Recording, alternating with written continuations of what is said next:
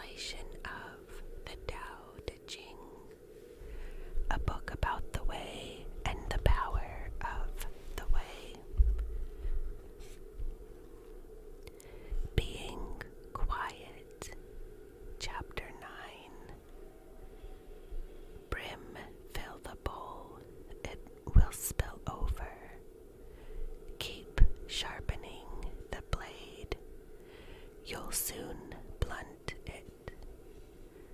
Nobody can protect a house full of gold and jade. Wealth, status, pride are their own ruin. To do good, work well, and lie low is the way of the blessing. Techniques, Chapter 10. Can you keep your soul in its body? Hold fast to the one, and so learn to be whole.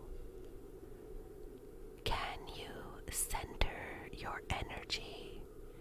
Be soft, tender, and so learn to be a baby. Can you keep the deep water still and clear so it reflects without blurring? Can you love people and run things and do so by not doing? Opening, closing the gate of heaven. Can you be like a bird with her nestlings? Piercing bright through the cosmos. Can you know by not knowing? To give birth, to nourish, to bear and not to own, to act and not lay claim, to lead and not to rule. This is mysterious power.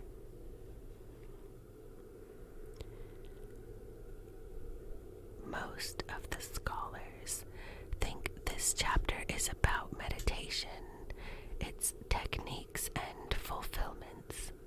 The language is profoundly mystical. The images are charged, rich in implications. The last verse turns up in nearly the same words in other chapters. There are several such refrains throughout the book, identical or similar lines, repeated once, twice, or 3 times.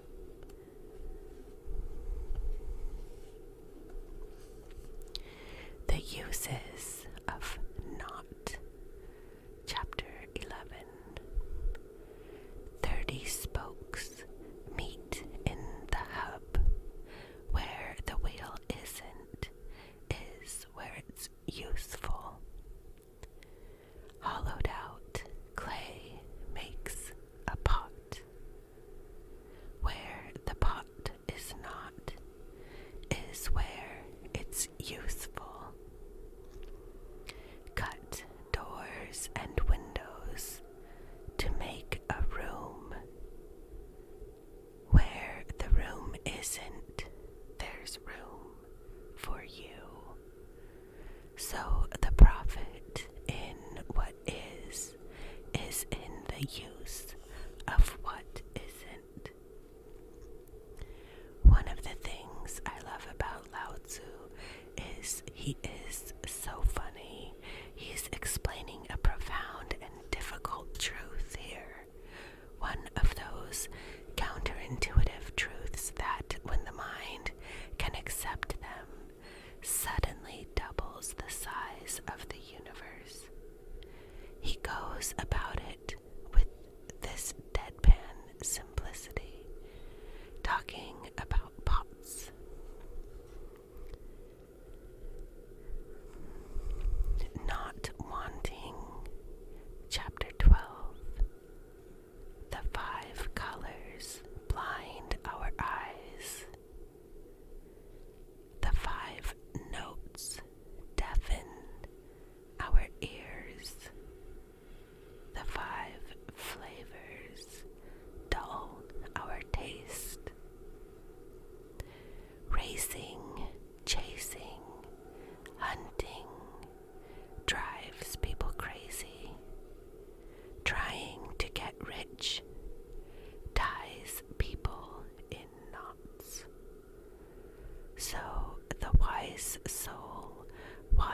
is with the inner, not the outer eye. Letting that go, keeping this.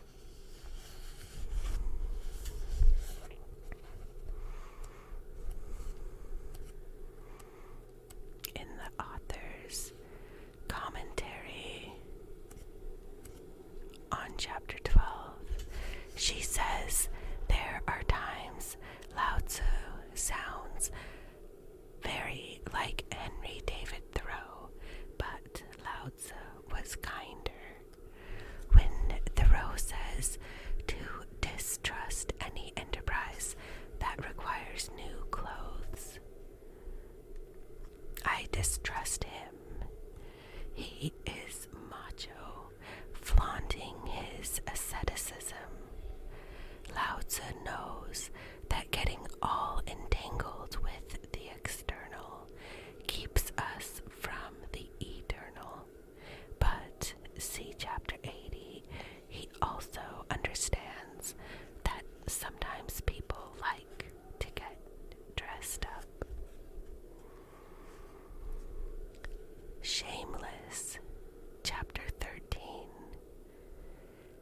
To be in favor or disgrace is to live in fear. To take the body seriously is to admit one can suffer. What does that mean? To be in favor or disgrace is to live in fear. Favor debases.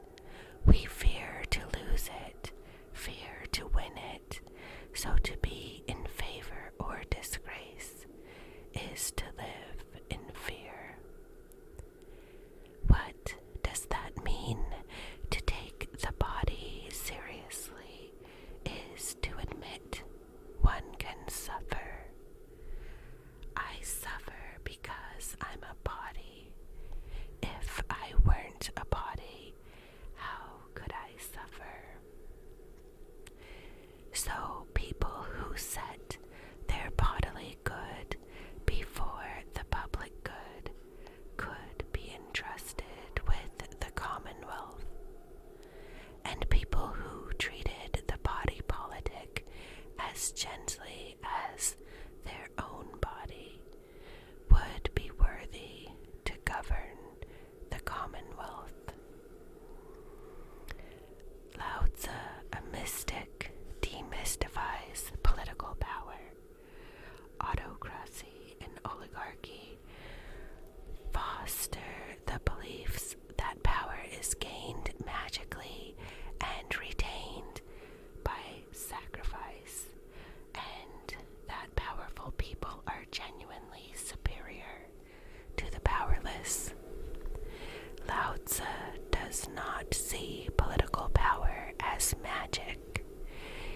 He sees rightful power as earned and wrongful power as usurped. He does not see power as virtue, but as the result of virtue. The democracies are founded on that view. He sees sacrifice of self or others as a corruption of power, and power as available to anybody who follows the way. This is a radically subversive attitude. No wonder that anarchists and Taoists make good friends. Celebrating mystery, chapter 14. Look at it, nothing to see. Call it colorless. Listen to it, nothing to hear. Call it soundless. Reach for it, nothing to hold. Call it intangible.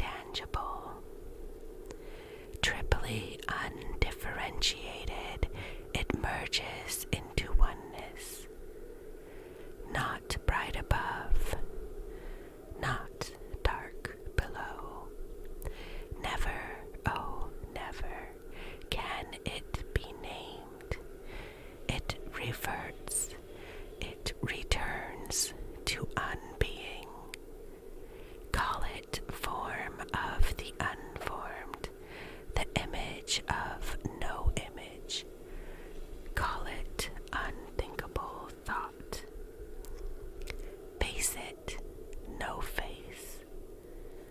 Follow it, no end. Holding fast to the old way, we can live in the present, mindful of the ancient beginnings. We hold the thread of the Tao.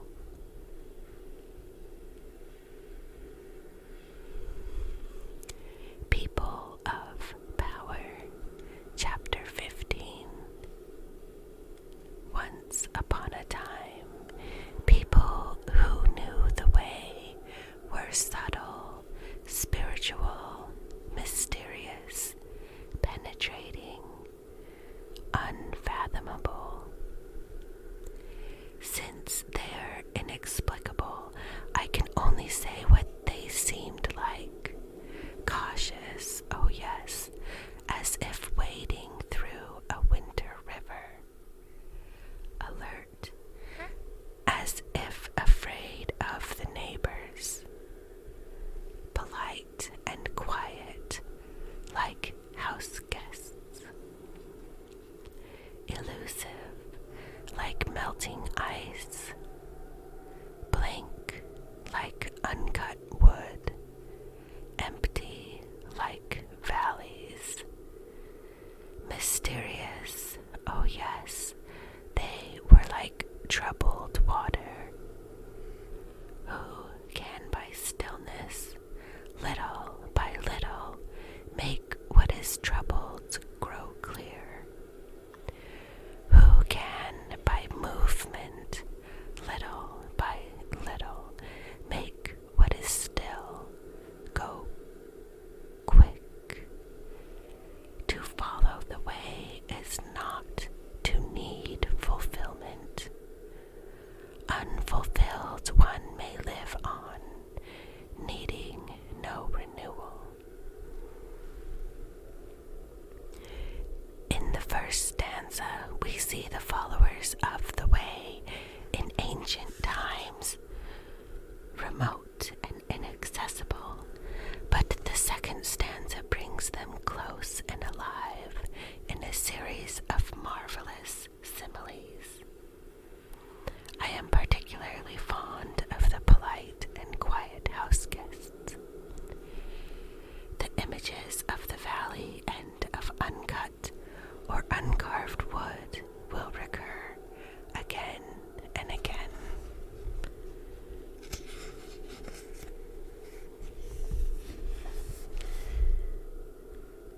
Returning to the root, Chapter 16. Be completely empty. Be perfectly serene. The 10,000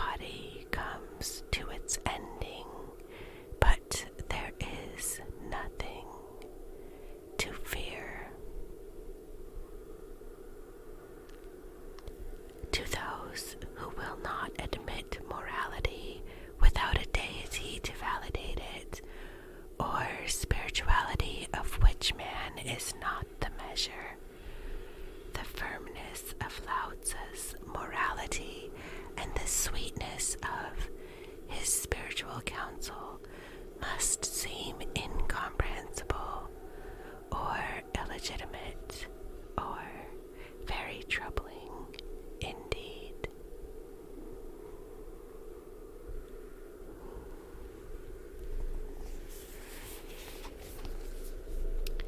Thank you for listening.